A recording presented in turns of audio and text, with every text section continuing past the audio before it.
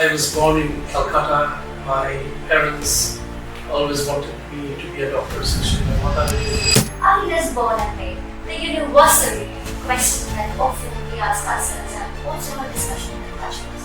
So is leadership kind of situational at times, or over a period of years you get to know that you're a born leader and this is If you don't have the right culture in the business that allows people empowerment, that allows people to grow, that allows people to have a career, allows people to say what they want to feel well, innovation, then you haven't created the right culture. Somebody wrote to me to say, would you like to sell this one?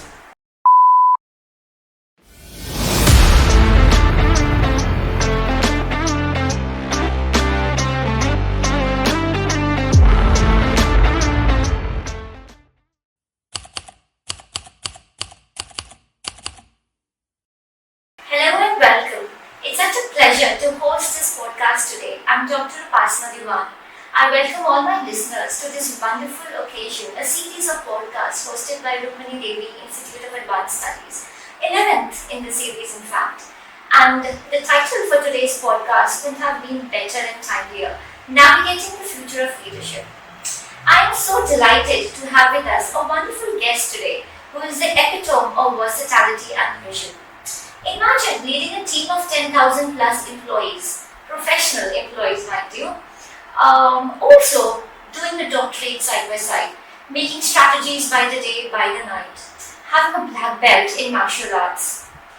And if that wasn't less, finding time out of his busy schedule, going to the stadium, watching cricket, clicking selfies, absolutely in with Gen Z, and still be at the helm of all the business decisions that he takes.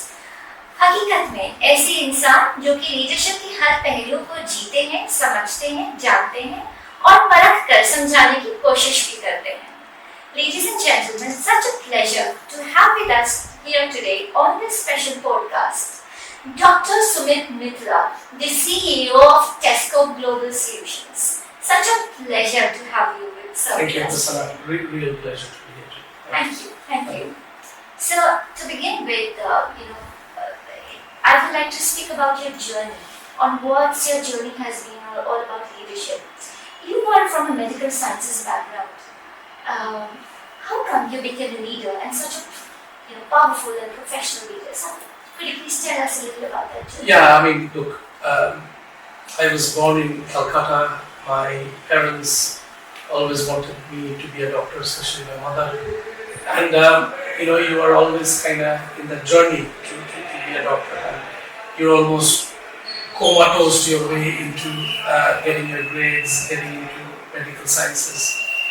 And then I realized very quickly that after maybe 2 years of studying medicine, this is not my calling. I wanted to do something different. I didn't know what it was, but since I was a finisher, it was important for me to finish my medical sciences degree.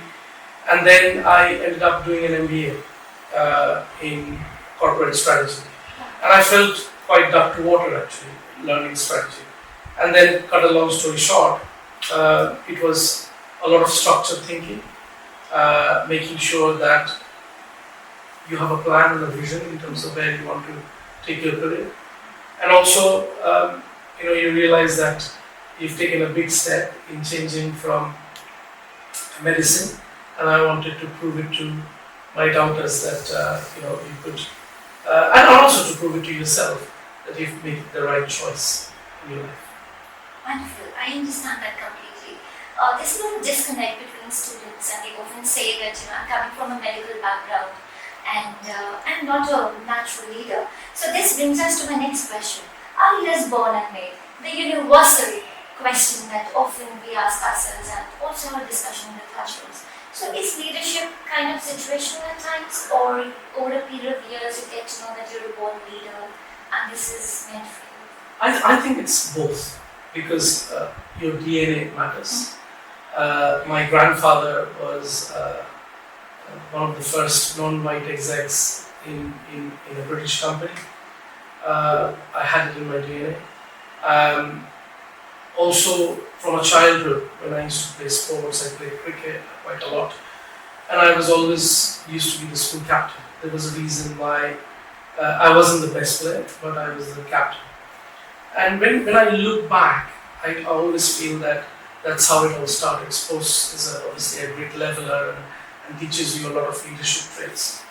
And then as I go along, I realized that I had the ability and the knack to take people on a journey, create a vision, inspire people, and that to me these are leadership traits. And I think it's a mixture of your circumstances, where you're born, how you're born, the environment that you lived and you've been put in front, and then you adopt and adapt, right? You're living in a very changing world, and how do you make yourself a little better every day? So, you just interacted with a bright group of students, Gen Z. So what is those leadership traits that you can relate with Gen Z, and what are those traits that probably you would want to tell them off on? And as a leader, because you come from a very business leading scenario, what is it that is tolerated, is celebrated, and what is it that's a big no? I think what excites me about Gen Zs is their curiosity. I think they are extremely curious. They are extremely.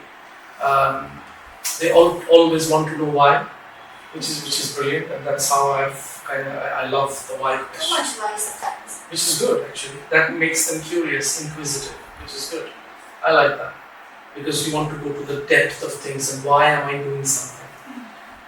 And the second one is jealous of their tech savviness. I mean, I remember my daughters, they would teach me a thing or two about iPads and MacBooks, etc. I mean, my daughters never used a normal Microsoft, Dell or a HP laptop. They've always used Apple, and I struggle to use Apple MacBook. It's kind of opposite to what you use in the normal life. So I think I'm very, very excited about the tech savviness and the curiosity. I think it's brilliant. And in terms of things, I don't call it a no-no. I think watch out for is that sometimes we take things for granted a little bit, and it's not their fault. It's how the world has evolved. And, our grandfathers worked very hard for to bring in 2 square meals, and our fathers worked for us to kind of go to a good school. We worked to have holidays and put our children to good school. So, what do they have to live for? So they sometimes can be a bit complacent. So I think that's one. And second for me is discipline. Discipline never hurts. Get yourself into a routine and do your job based on the routine. I'm not saying every day, but the day you're working, get yourself in a structured, routine way to deliver outcomes. Absolutely, you're there and on. Also at this point, since you were talking about your daughters, the leader that you are, the world's best GBS, Global Business Services, congratulations to you on that. That's quite an achievement, sir. So, do your daughters ever give you leadership advice as well? They do all the time. I think your biggest critic is your family, and especially my 2 daughters. My elder daughter keeps telling me that I could be a bit more patient, which sometimes I'm not. And my younger one should tell me that, Dad, you're always on. You need to learn to relax, and you need to, focus your 100% when you're with us. Mobiles switched off. Look at me, and give your full 100%, like you would do at work. So these are the 2 lessons I always think. Very nice. I think we'll write that down, and quite to an extent, we quite echo that as well, sir. So, I was very inquisitive about asking you this question. That how do you innovate at Tesco? As in, you have a very structured system that you work in. There are hierarchies and there are protocols to be managed.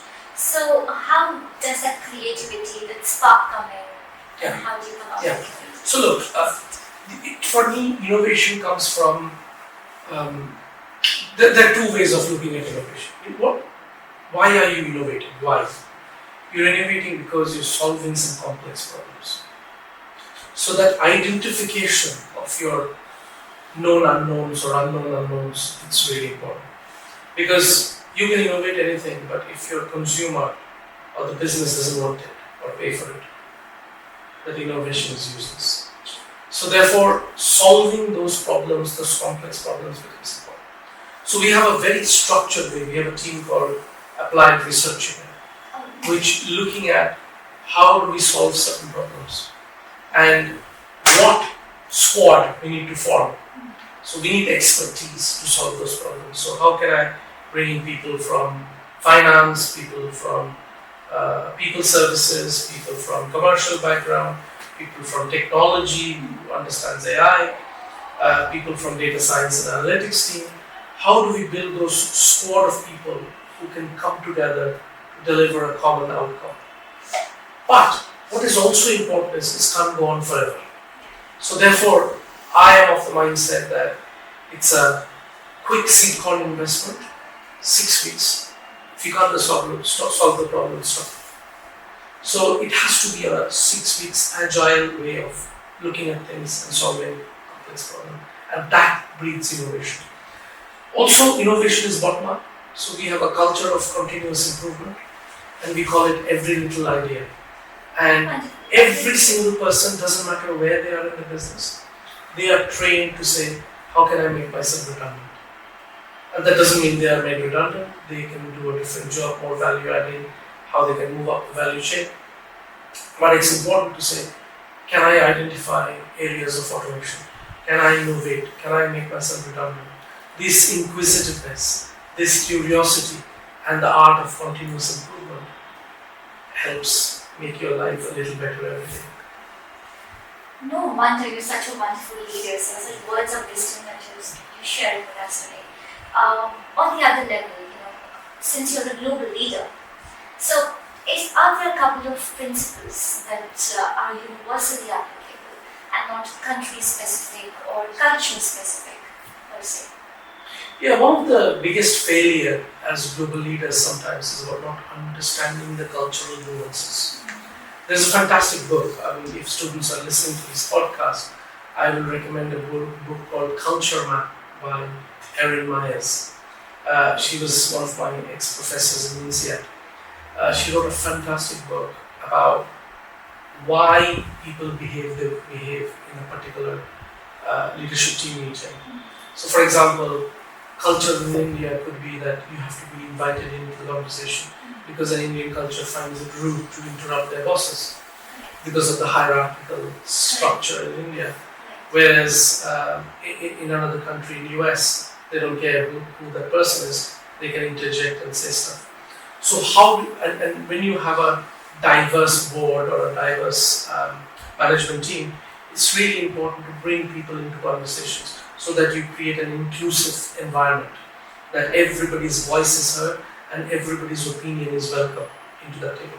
So that's number one. Number two, managing a global organization is also, it requires a lot of understanding I call it 80% standardization and 20% customization, where you need to understand the local laws, local practice, local behaviors, and how do they tweak the way of working to adjust to the local norms.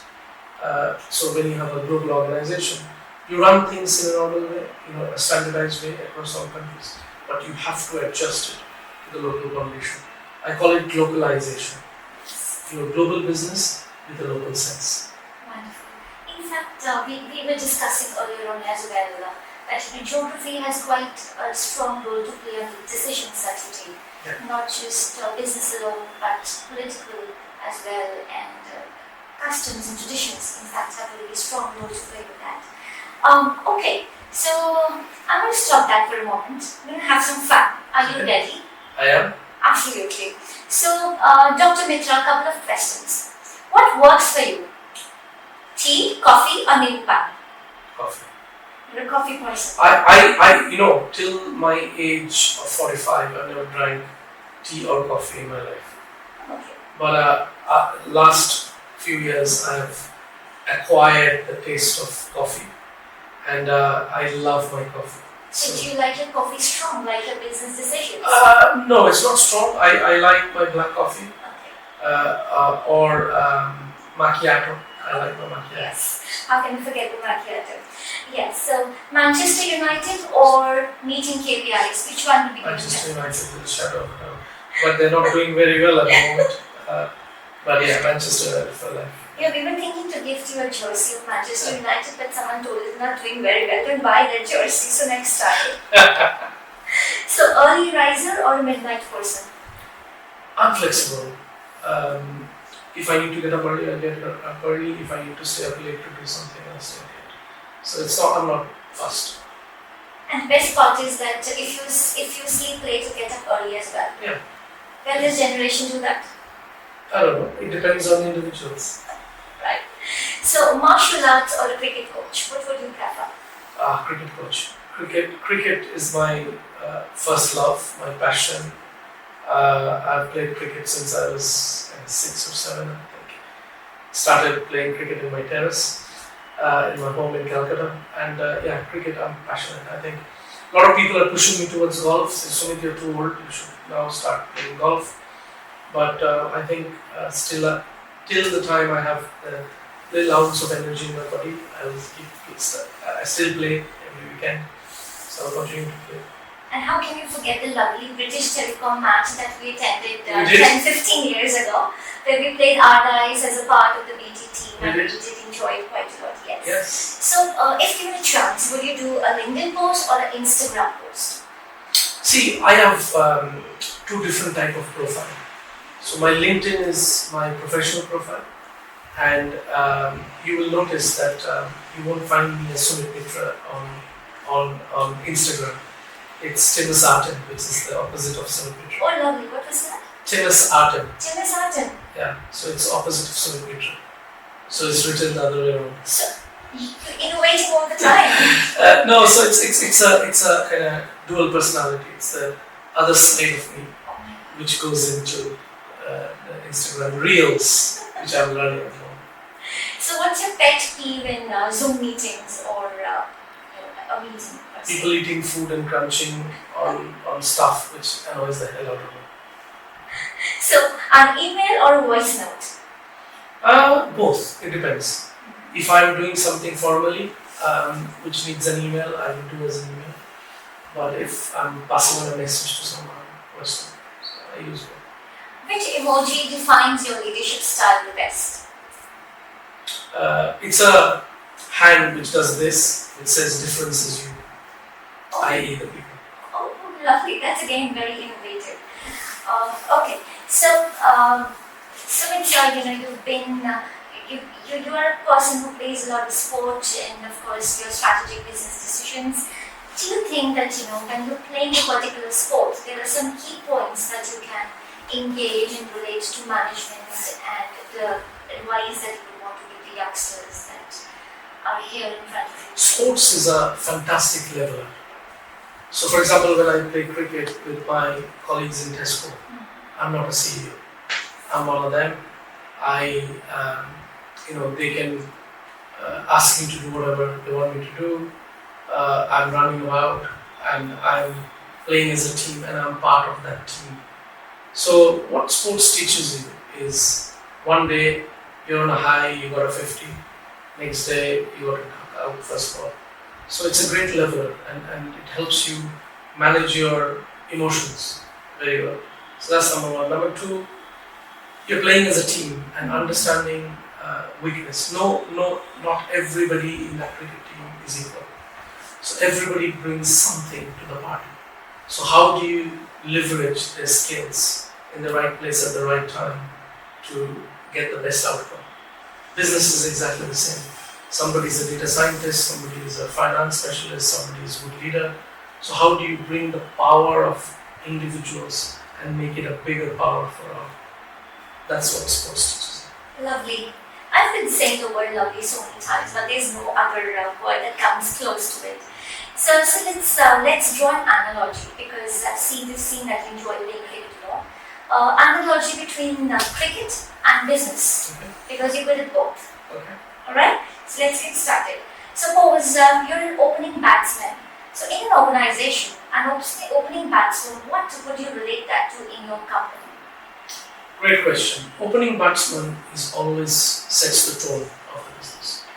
To me, these are my colleagues who are interacting with customers. They are absolute key because they doesn't matter what happens in the inside. They are facing and interfacing with the customer. They are the most important people. So therefore, on a good day, bad day, ugly day, difficult times, they are facing the customers. So for me, opening batsmen, they are always on a fresh pitch. They don't know what the bowlers are like, so they're facing those. So I feel our customer service people, colleagues are closest to opening batsmen. So next one, locker room banter, wherein you go ahead and share whatever is required to be done. What function of a department would you credit and draw an analogy with? I think it lies with everyone.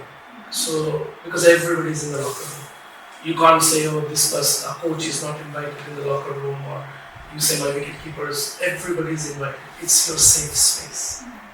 So what's important in workplace is to have that safe place where you can be you as individuals.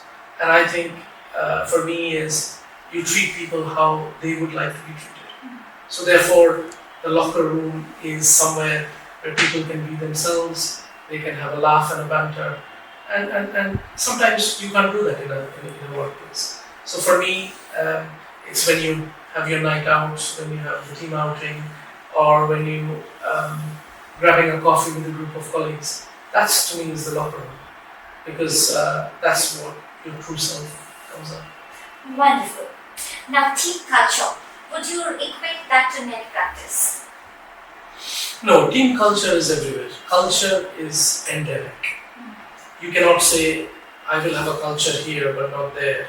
So culture is so the way I talk about this, people talk about technology a lot, right? And say technology is this bullet train that will take us from one place to another. I always say that bullet train needs to run on tracks, otherwise the bullet train is useless. And one of the track is culture. Because if you don't have the right culture in the business that allows people empowerment, that allows people to grow, that allows people to have a career, allows people to say what they want to free will, innovation, then you haven't created the right culture. And for me, culture is intrinsic in an organization. Another way to define culture is how people behave when CEO is not there. True. That's so very true. So it's some confession time here. So what's the weirdest email that you might have received in the last couple of years, or the weirdest request that you would have received, and whether you gave into that request and what decision did you make? So look, interesting email, weirdest, I mean, I get weird emails, people trying to sell me everything, from house to a dog breed, selling their product. But what was very interesting when I was working for Tesco, there was somebody wrote to me to say, would you like to sell Tesco? I'm like, wish I had the authority to sell Tesco. that was a funny one. And I think I get requests all the time about talking in different forums or going and lecturing at a university, etc., etc. So these are not easy things to do because you are full on with your work. I travel a lot because of the global nature of my work. Spending time with the family, helping the daughters through their education, etc. is also important. But I feel there is something in me which tells me that, I wouldn't be here today if I didn't get the right mentor, right support, right coaching from various people. So I have to do my bit and find time through structured thinking and diary management, effective diary management, so that I can give something back to the society, especially with the younger kids who need this more. So you just spoke about effective diary management, and I've seen that in your routine. In fact, we were talking about this before as well. it seems that physical well-being and emotional well-being are two parts of the same coin and need to be balanced equitably. So, if I may ask you, sir, how do you spend your day? How does an ordinary day look like in your itinerary? See, my every day is not the same because something either I'm on a plane or doing something or traveling or at home. So, but I have a structure in everything I do because what you need to understand is at my age, when you have more time behind you than in front of you, it's really important. The most important and most valuable aspect of my life is that. So who I give time, when I give time, and how do I use my time becomes very, very important. So I structure it to say, I don't say, 6 o'clock to 7 o'clock is my exercise time. I don't do that. I say I need to do 1 hour of exercise. I'll fit that in when time permits. But I will fit that in.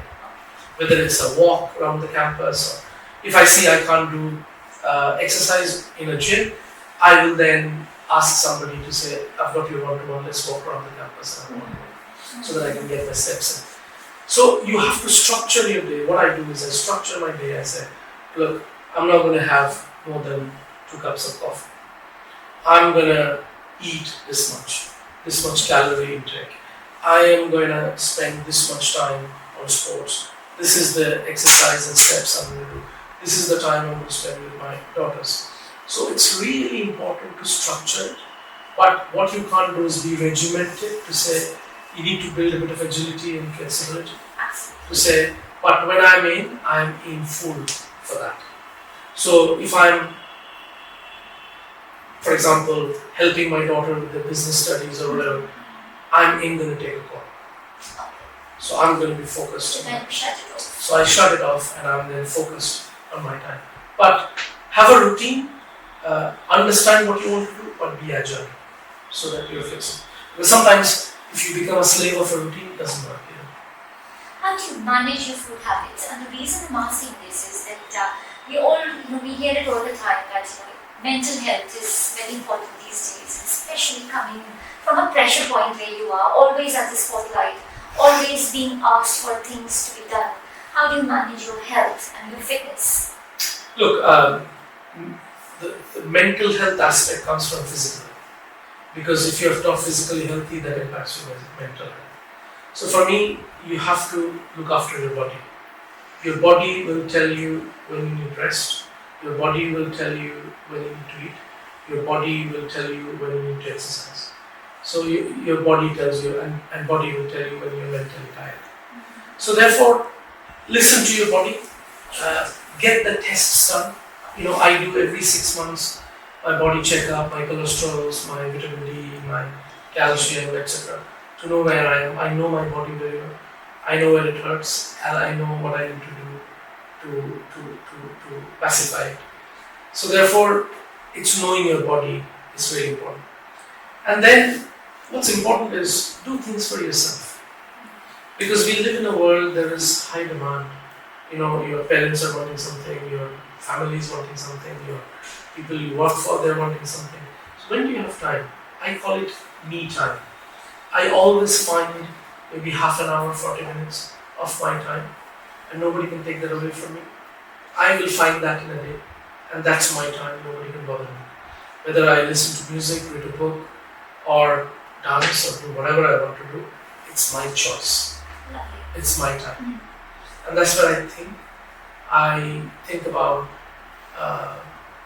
whatever I want to think, what's been building up, I will unleash it and think about it. Or if I just need to relax and close my eyes and listen to music, I will do it. Okay, so now we know the mantra that takes you by. Sumit sir, you'll be surprised to have a look at this. And do you recognize this? This is an amalgam of all our newsletters that we've been having for the past couple of years. Wow. And do you recognize yourself here? I do, yes. Yes, there you are. That must be in 2015. It was 2015, and you were here for a career counselling session with our students. I remember. So you did the career counselling almost 10-15 years ago, and you're here with us today. What difference do you see in the kind of students that we have these days? And I'll take this lead. And what's the last piece of advice that as a humble leader, as a visionary leader, as an articulate leader, as a healthy leader that you would want to give to this generation, the students that you're listening to? I'll start with the difference. The difference was, I felt the students were far more inquisitive. They asked a lot of questions, which is very, very healthy, I felt. And it's nothing more boring than you doing a lecture, people don't ask you anything, or people falling asleep. So that's really good. I felt people were alert, they were listening, which is great. My advice is, sometimes amongst all this education, we forget having fun. We don't enjoy what we do. And this is why I left medical sciences. Is what is important is what makes you happy is the most important. And I am a great believer that if you do things that you like and love, trust me that you've never worked a day in your life, and you get paid for something that you love. So what I do today is I absolutely love, and I feel I get paid a lot of money for doing something that I enjoy. It's brilliant. Lovely. What a wonderful conversation we've had today. Absolutely integral part of our lives and absolutely stunning. The kind of revelations that are made today by Dr. Sumit Mitra. Very common sense, questions that were asked and answers that were given, but something that we don't really follow in our lives. So thank you so much for joining us for this podcast today. It's been such a pleasure to have you and to speak with you. So ladies and gentlemen, with this we come to the end of this podcast, but we haven't come to an end of the experiences that will follow. Or do not forget to like, subscribe, share, जो भी आप बोलते हैं अपनी भाषा, परिभाषा and all that. So do follow us for this unfiltered conversation. Like Sumit sir said, have a lot of fun and always stay unplugged. Follow Rdias Unplugged. Be happy all the time. Sumit sir, a selfie. Thank you.